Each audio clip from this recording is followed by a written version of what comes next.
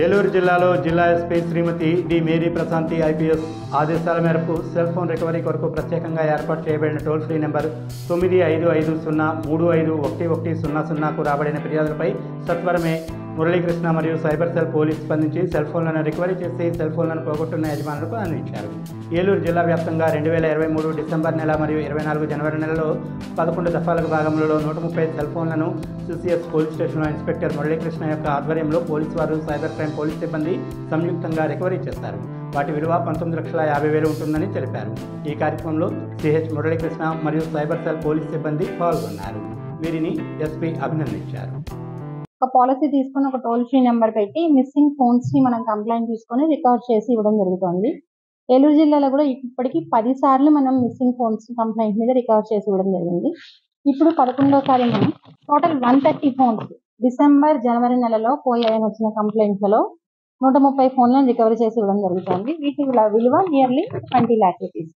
ఇప్పటి వరకు మనం 2,90,00,000 విలువ గల మొత్తం 1,455 సెల్ ఫోన్స్ రికవర్ చేసి ఇవ్వడం జరిగింది.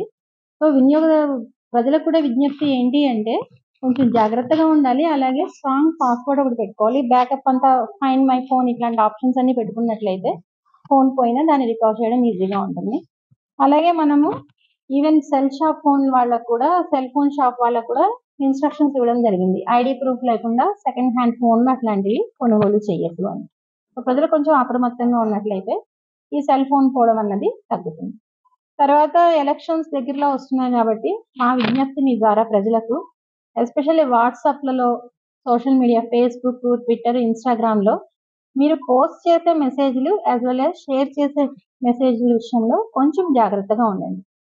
విజయవాడలో కనుక అదుపులోకి తీసుకున్నట్లయితే క్రిమినల్ కేసులు రిజిస్టర్ చేయడం జరుగుతుంది. కాబట్టి మాతో కోఆపరేట్ చేసి ఏదన్నా ఉంటే చర్చల ద్వారా చేసుకోవాల్సిందే తప్ప ఇట్లా చలో విజయవాడ ఇచ్చి కొన్ని లక్షల మంది అక్కడ వెళ్ళినట్లయితే ఏమైనా యాంటీ సోషల్ ఎలిమెంట్స్ కనుక ఆ గ్రూప్ లో కనుక ఎంటర్ అయినట్లయితే మనం ఊహించలేని దుష్ఫలితాలు ఉంటాయి. కాబట్టి ఇది నుండి మీరు కలెక్టరేట్ దగ్గర చేసుకోండి, మన గౌరవనీయ కలెక్టర్ గారికి రిప్రజెంటేషన్స్ ఇవ్వండి, అంతే తప్ప చలో విజయవాడని విరమించవలసిందిగా కోరు.